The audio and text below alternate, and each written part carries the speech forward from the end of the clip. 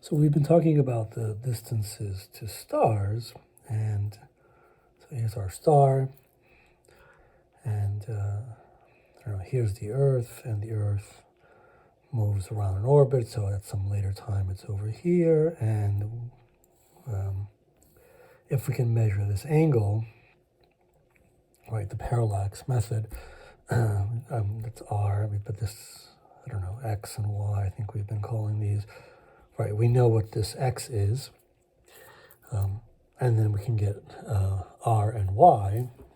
They're basically, right, the smaller that angle is, the more these two are similar.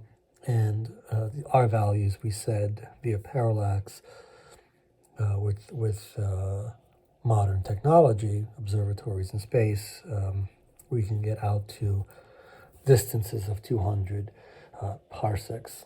So that's, let's see, 200 times 3, that's about 600, over 600 light years. And the galaxy is 100,000 light years across.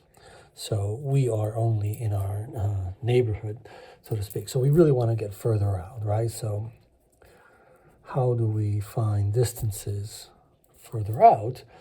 And we know, of course, that the luminosity flux relationship is luminosity is 4 pi r squared times the flux. So if you know the luminosity, we measure the flux, you can get r.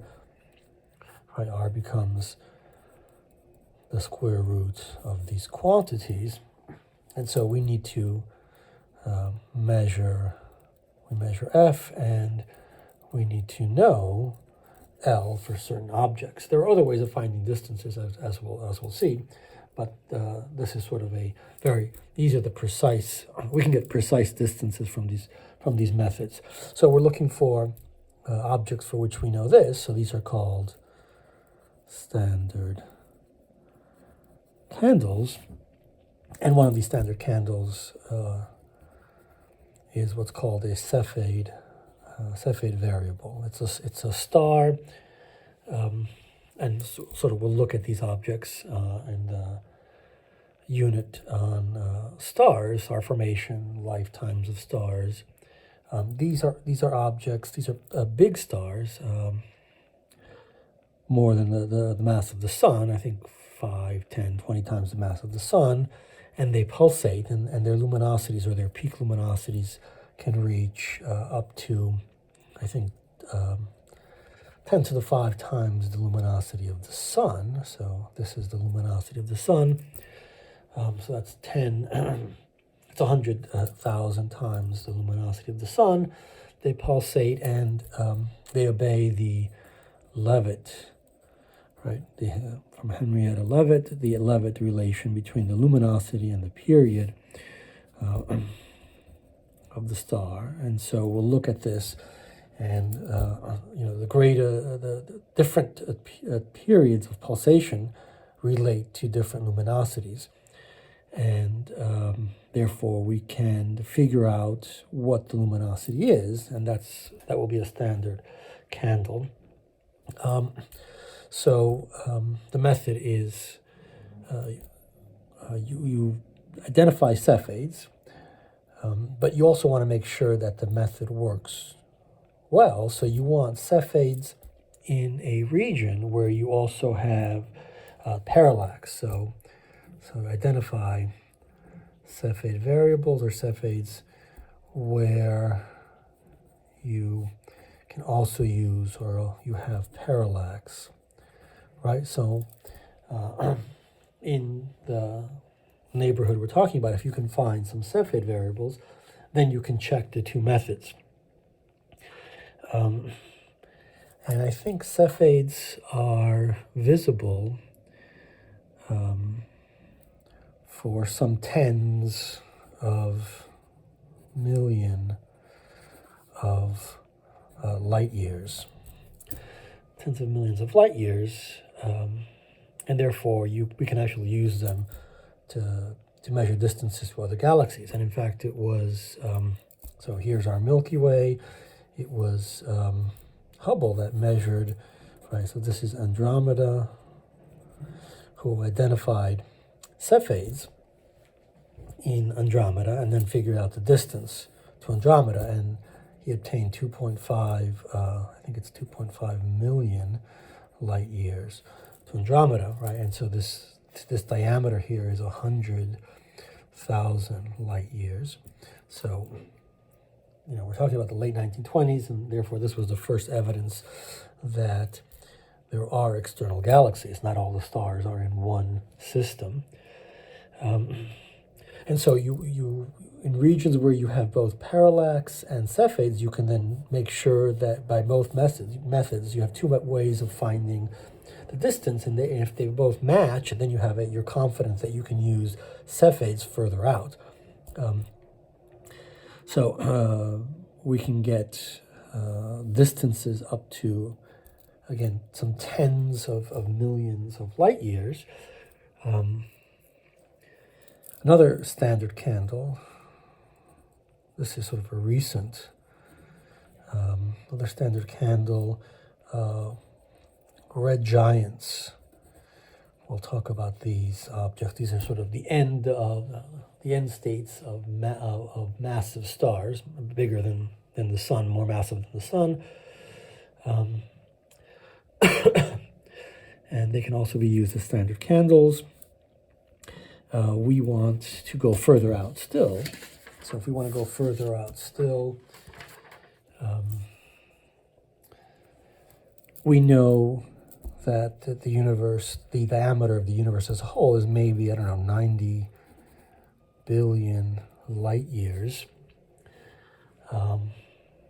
And so obviously Cepheids can't get us that far out. So we need another standard candle. Neither do red giant stars. They just can't be observed that far out. And so we will we'll discuss type 1a supernovae. These are exploding stars. Okay, so these are exploding stars, and their luminosities can reach about, I think it's a few times, a billion times the luminosity of the sun, and can be observed, the farthest supernova, so farthest supernova of this kind, I think, is maybe 10 to the 10 light years away. So that is, in some sense, local compared to the universe as a whole. Gets us very far out. And so the idea is that these are also standard candles, and we then find supernovae in regions where, so I don't know, here's the Milky Way, here's some local galaxies, right, where you are a few tens of millions of light years away. And so you need a Cepheid and a supernova in the same galaxy. So you can then test that, check that your supernova is giving you the correct distances by measuring it both using the supernova and using the Cepheids, right, in the same galaxy. And so you can get the distance of that galaxy. And if they match, then you are confident that you can go further out, hundreds of millions of light years, a billion light years, and even further, 10 billion light years away. And and so you can do precisely get the distances of these objects, and that gets us out to, again, 10 to the 10 light years. How do we know that the universe is that much bigger? Well, for one, although we're not getting distances precisely, we can talk about we'll talk about quasars. We talked about these in the black hole astrophysics course, and we'll talk about Hubble, the Hubble law, which is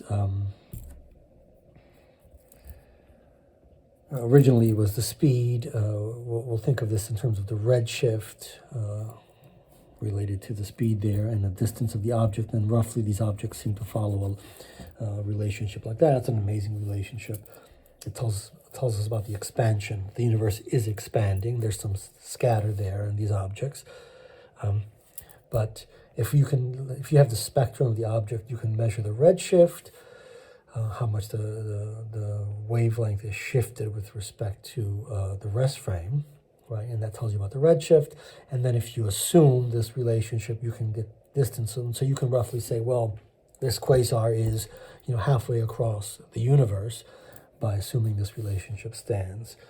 And so we get this very important, these various tools for finding how far things are.